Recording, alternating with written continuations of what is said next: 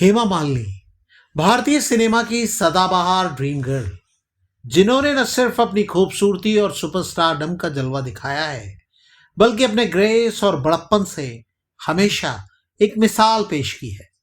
ऐसे वक्त में जब दिवंगत सुपरस्टार धर्मेंद्र के दो परिवारों में झांकने की कोशिश हो रही है और एक तबके की ओर से दूसरी बीवी हेमा मालिनी और उनकी दो बेटियों की तस्वीर बेचारी टाइप दिखाने का प्रयास जारी है, उसी समय हेमा मालिनी ने एक इंटरव्यू में तमाम अटकलों की हवा निकाल दी है।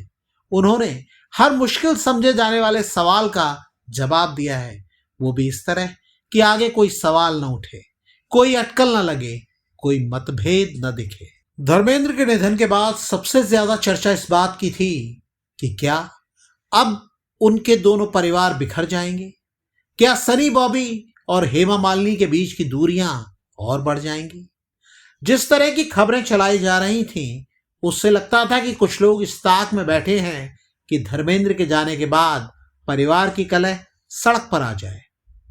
परिवार अपने बर्ताव से तो ऐसे लोगों को मायूस कर ही रहा था।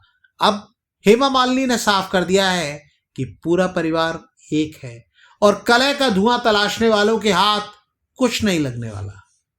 हेमा मालिनी ने दुनिया को बताया कि जब धर्मजी अस्पताल में थे तब ईशा, अहाना, सनी और बॉबी सब एक साथ खड़े थे। चाहने वाले जानते हैं कि धर्मेंद्र ने अपने परिवार की यह तस्वीर बड़े जतन से बनाई थी और सजाई थी, और वो अब भी जस की तस है। धर्मेंद्र के दो परिवार थे, लेकिन कहीं कोई विवाद नहीं था।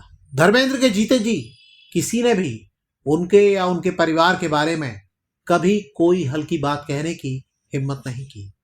इसके पीछे धर्मेंद्र का रौब और रुआब तो था ही, ये बात भी थी कि लोग भले ही उनके परिवार को दो हिस्सों में देखते थे, लेकिन धर्मेंद्र ने अपनी बेशुमार मोहब्बत से उन्हें एक किया हुआ था।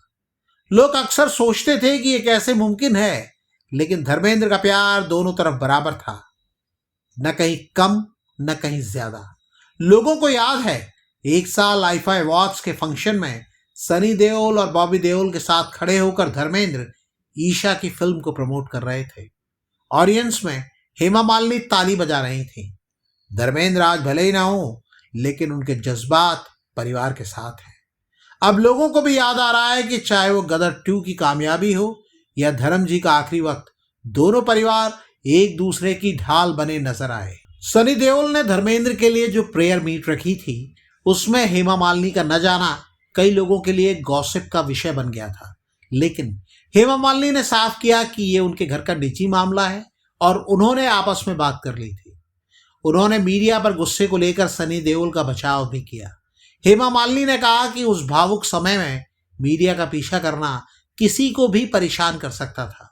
हेमा का ये रुख दिखाता है कि उनके मन में सनी देओल और बॉबी देओल के लिए कितना सम्मान है।